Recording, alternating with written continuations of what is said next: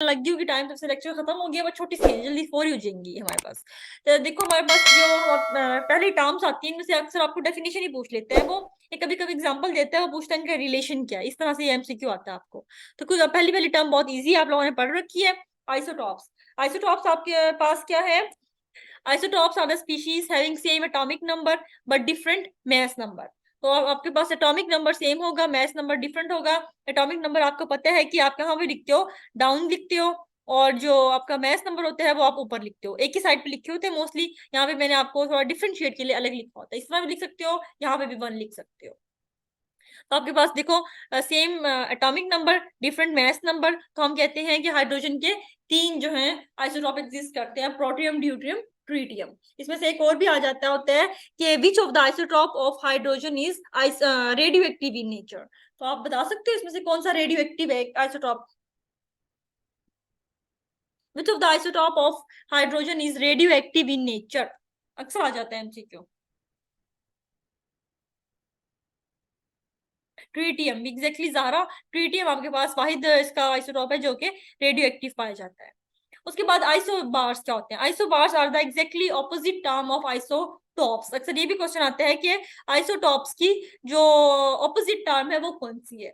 तो आपके पास आइसोटॉप्स के बिल्कुल ऑपोजिट जो टर्म आती है वो आती है आइसोबार्स। आइसोबार्स में क्या होते हैं? इसमें मैस नंबर सेम होगा, एटॉमिक नंबर डिफरेंट होगा। बिल्कुल उसका ऑपोजिट है, उसमें सेम एटॉमिक नंबर था, डिफरेंट मैस नंबर था, इसमें सेम मैस नंबर है, डिफरेंट एटॉमिक नंबर है। मतलब नीचे वाली चीज डिफर करेंगी, ऊपर वाली सेम हो जाएंगी।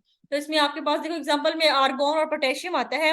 Argon 1840, potassium 1940। इसमें इनका क्या है? मैस नंबर सेम है 40, इनके एटॉमिक नंबर डिफरेंट है 18 19। मतलब इसने क्या किया है, वैसे पोटेशियम 39 होता है, लेकिन इसने पोटेशियम में कोई आइसोटॉप यूज कर लिया है। तो आपको वो एग्जांपल देता है ऐसी, ये एग्जांपल फॉर एग्जांपल दे देगा कोई 2 डिफरेंट एलिमेंट्स की, और पूछेगा कि इसमें से कौन सा रिलेशन एग्जिस्ट करता है। तो आप देख लोगे, अगर ऊपर की टर्म सेम है, नीचे वाली डिफरेंट है, तो एक दूसरे के आइसोबार्स है। ठीक हो गया। उसके बाद आपके पास तीसरी टर्म आती है आइसोटोन्स की। What are isotones? एक सेकेंड दो। आइसोटोन्स आपके पास भी आते हैं having same number of neutrons. दो species having same number of neutrons are called isotones in chemistry.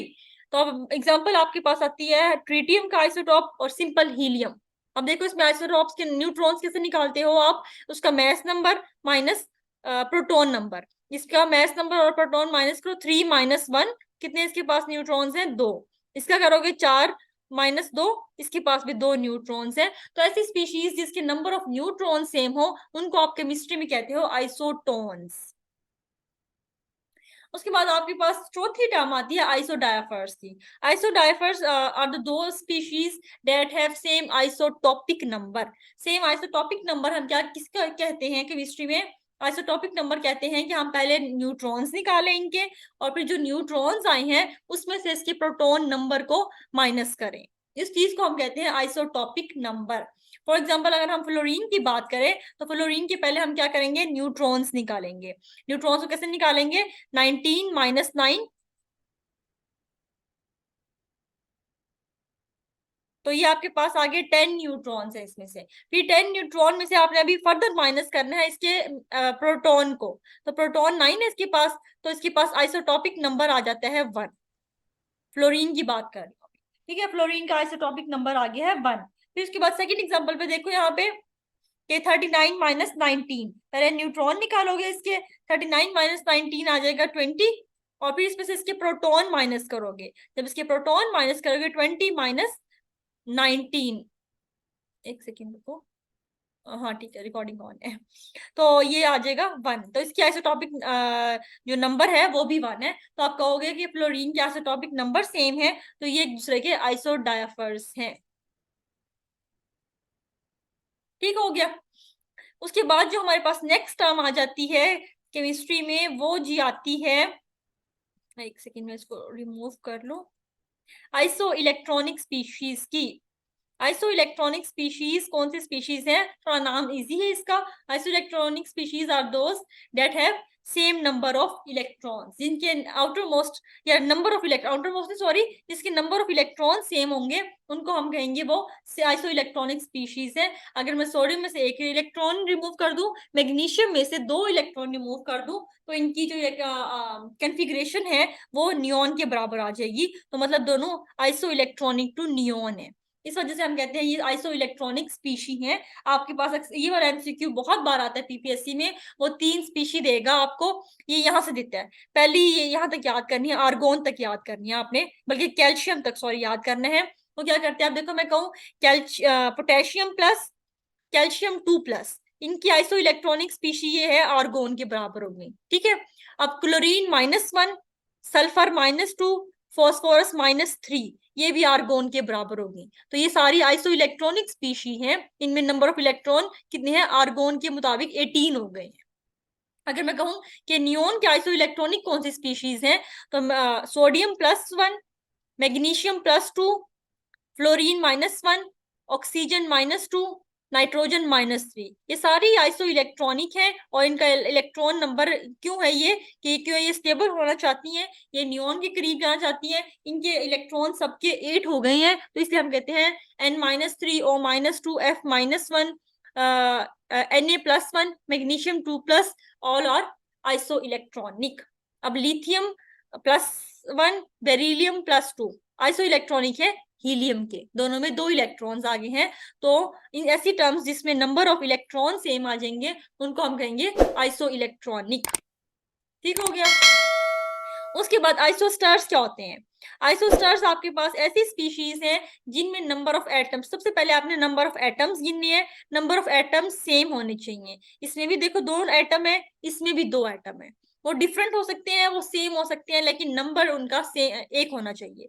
अब इसमें भी 2 एटम आ गए, पहली कंडीशन सेटिस्फाई होगी आइसोस्टार्स की। इसमें भी 2 आ गए। उसके बाद आपके पास है सेम इलेक्ट्रॉन होना भी जरूरी है, same number of atom and same electrons.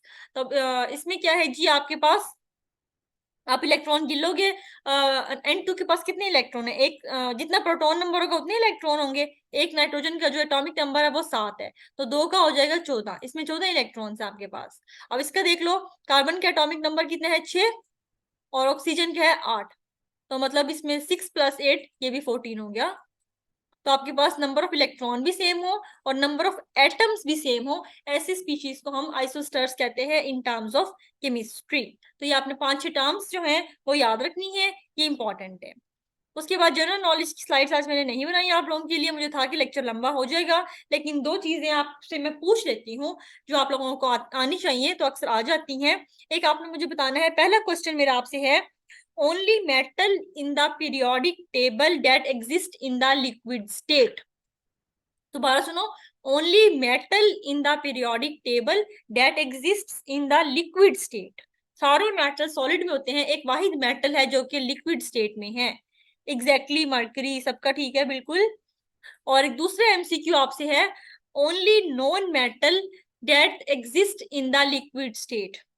only non-metal in the periodic table that exists in the liquid state। Non metal कौन सा है जो लिक्विड में पाया जाता है? ओनली नॉन मेटल नहीं, क्लोरीन गैस होती है हमारे पास। एग्जैक्टली मुकद्दस का ठीक है, ब्रोमीन वाहिद नॉन मेटल है, ब्रोमीन। तो ये ध्यान से आके खोल के देखना है, मेटल पूछ रहा है नॉन मेटल पूछ रहा है। मेटल मर्करी है, नॉन मेटल ब्रोमीन है। उसके बाद आखिरी आखिरी क्वेश्चन है, फिर हम अपनी खत्म करते हैं। आखिरी क्वेश्चन आपसे है, what is pinky in chemistry? Bible में क्वेश्चन पूछ लेते हैं, what is pinky in chemistry? Chemistry में एक केमिकल है जिसको हम पिंकी का नाम देते हैं, बड़ा स्वीट सा नाम है। What is pinky in chemistry?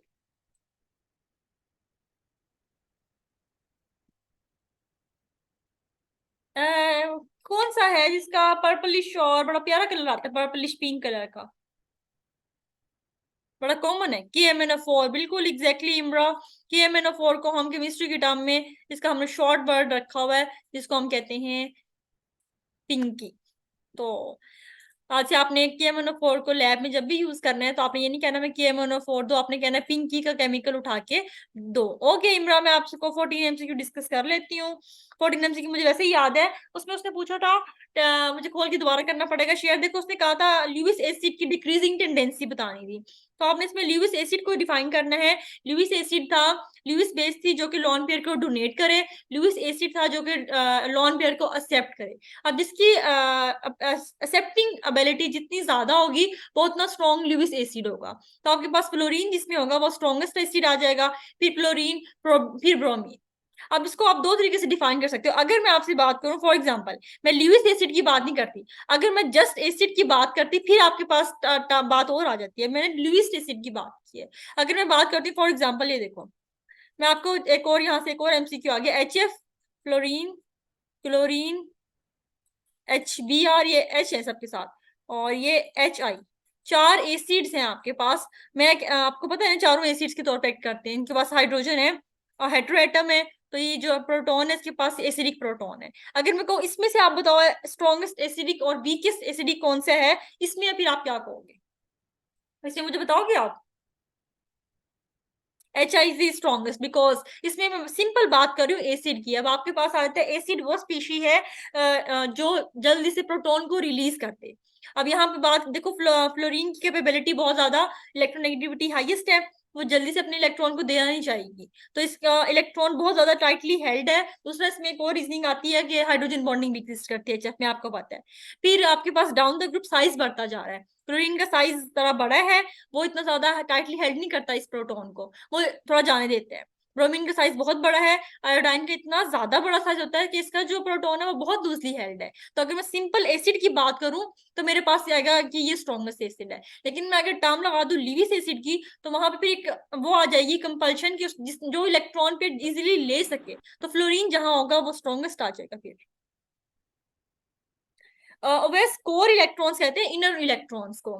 आपके पास फॉर एग्जांपल मैं एक एलिमेंट ले लूं, कोई भी तीन शेल है, ठीक है मेरे पास, ये न्यूक्लियस है, ये एक ही शेल है, ये दूसरा शेल है, ये तीसरा शेल है। तो मेरे पास मुझे पता है पहले में दो इलेक्ट्रॉन होते हैं, दूसरा शेल जो मेरे पास है इसमें मेरे पास 8 इलेक्ट्रॉन है। यहाँ पे फॉर एग्जांपल आउटर मोस्ट में मेरे पास दो या तीन है, तो ये 8 ये वाले और अंदर वाले दो, ये कोर इलेक्ट्रॉन्स कहलाएंगे। आउटर मोस्ट वाले आउटर मोस्ट या बैलेंस इलेक्ट्रॉन कहलाएंगे, जो अंदर वाले हैं ये मेरे पास कोर इलेक्ट्रॉन्स कहलाएंगे। ठीक हो गया, inner most electrons are called core electrons. चलो अभी हम क्लास यहाँ पे एंड करते हैं आप लोगों की।